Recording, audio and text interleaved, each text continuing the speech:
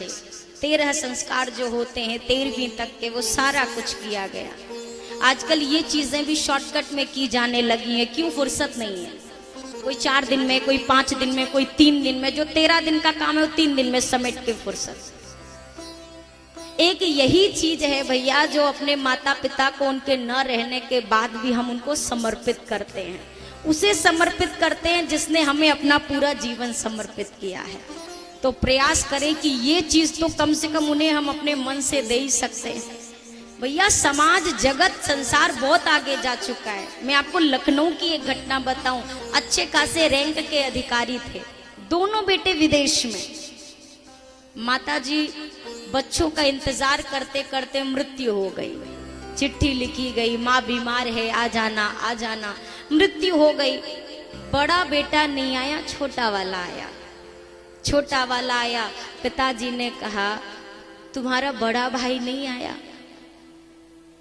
जो उत्तर दिया ना उस बेटे ने कहा कि भैया ने बोला है माताजी मर गई हैं तो तुम चले जाओ, पिताजी की मृत्यु होगी तो मैं चला जाऊंगा।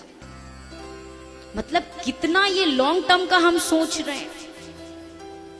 अब ये पिताजी अंदर गए कमरे में, 10 मिनट बाद एक फायरिंग की आवाज आई, गोली चलने की। उन्होंने आत्महत्या कर ली।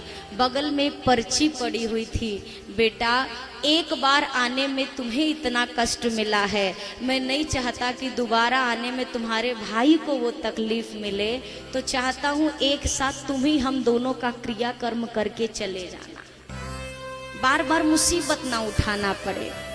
मैं ये बात उन हर के लिए कह रही हूँ, जीवन में कभी भी बुढ़ापे का सहारा किसी को मत समझिए।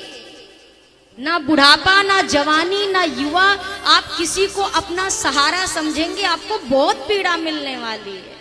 बच्चा पालना में नहीं आता कि माता पिता अपने पलंग पे जाने तक का ख्वाब देख लेते हैं।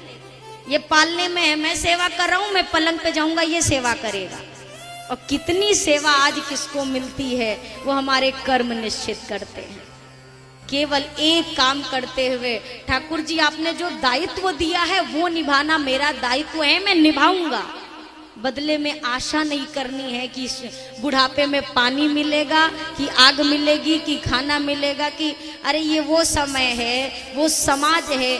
10 जगह जाते हैं, हजारों बार देखा है महीनों में बटे हुए माता पिता को, बहुत बार देखा है।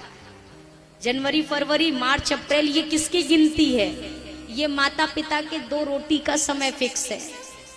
1 महीने का 30 दिन है, अगर 30 से 31वां हो गया तो पिताजी को मिलना ही नहीं है, फिर भूखे रहे। क्यों? छोटे वाले की बारी थी, वो नहीं दे रहा तो हम क्यों दें? तो इस चीज का कोई हल नहीं हो सकता। ये राम कथा इसीलिए सुनी जाती है कि शायद जीवन में कुछ बदलाव हो। कोई एक माता पिता भी अगर महीनों में बटने से बच गए तो ये राम कथा सार्थक हो जाएगी।